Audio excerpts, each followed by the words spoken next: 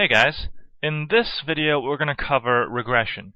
And regression is really used to come up with a model that predicts the outcome of something based on something else. So in the example here, it says you just got a GMAT score of, let's say, 510, and that makes you very sad and you have a sad face.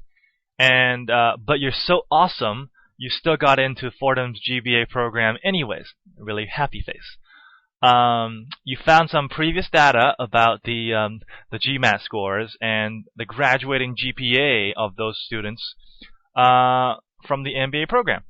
And just so you know, the data here is completely made up, so it doesn't reflect anything real. So nobody complain about, oh my God, I got a GPA, the GMAT score of this. I'm never gonna get a GPA of this because the video said so. So it's all in good fun here. So based on the GMAT score, what do you predict your GPA will end up with?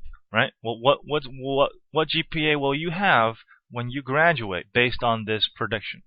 So we're going to go to the data analysis and look up regression. Here it is. Click OK. So here's where it's a little bit specific.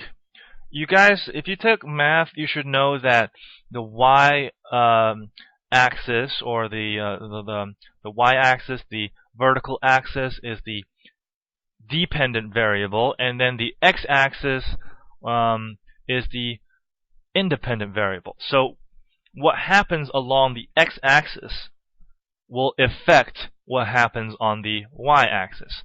So you have to figure out, in this case, which is the dependent and which is the independent. So y here is actually going to be the GPA. Right?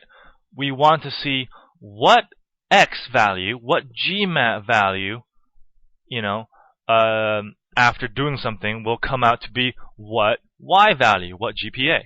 So if you switch these two around, you're actually asking the question, well, what graduating GPA is going to affect the GMAT score you took, I don't know, 2 years ago? Right? So that doesn't make sense. So you have to be very sure which one you're actually putting in where. Now I like my labels, and confidence level of 95. That's good. I'm going to output the data nearby. And here, the bottom here part here is a bunch of like chart options and whatnot.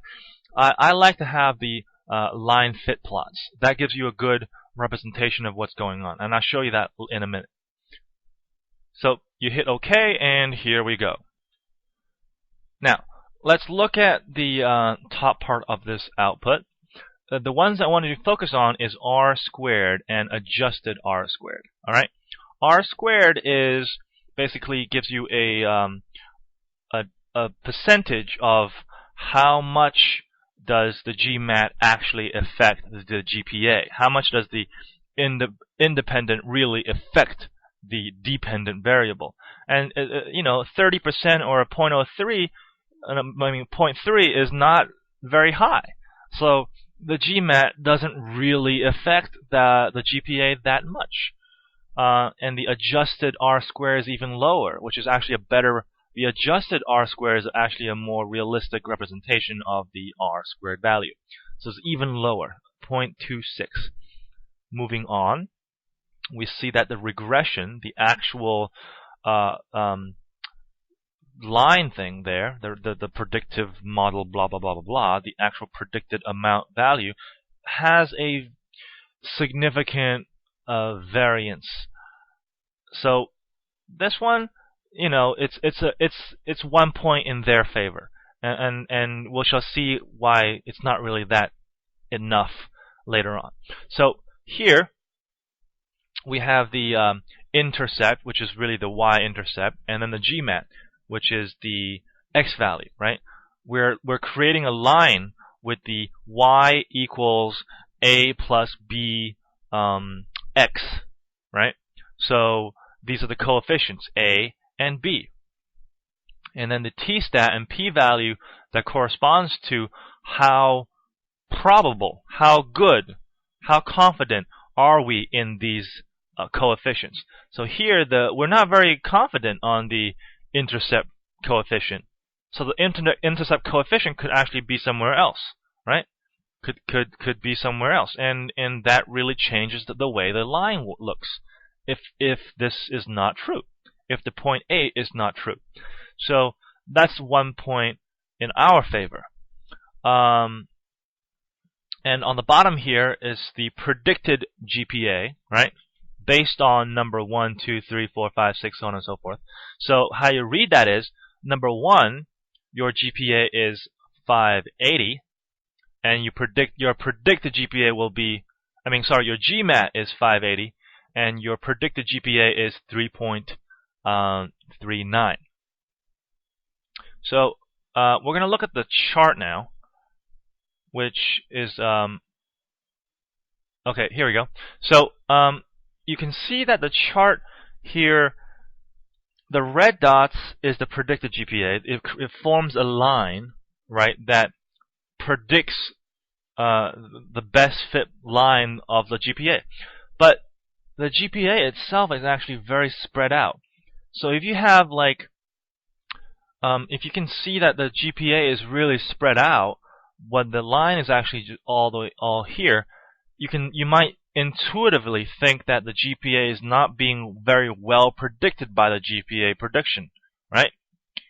So moving this aside, you can conclude that because the R-square is low, because we're not very confident in the intercept, which really just changes the slope of the line, that we're not very confident in this line. We're not very confident that this GPA prediction will really be the case. Will really, confidently predict what future or GPAs will be based on what you get on a GMAT score. So on the answer section, I basically say the same thing. Based on the regression of 5, if I have a GPA of 510, I will get roughly a 3.1 GPA when I graduate. However, because the R-square is low, because the intercept value isn't statistically significant, I have serious doubts as to whether this regression actually predicts the GPA outcome based on GMAT scores, right?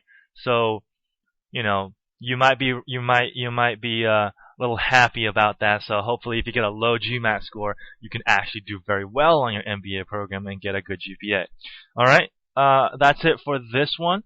Next time we will cover multiple regression. See you next time.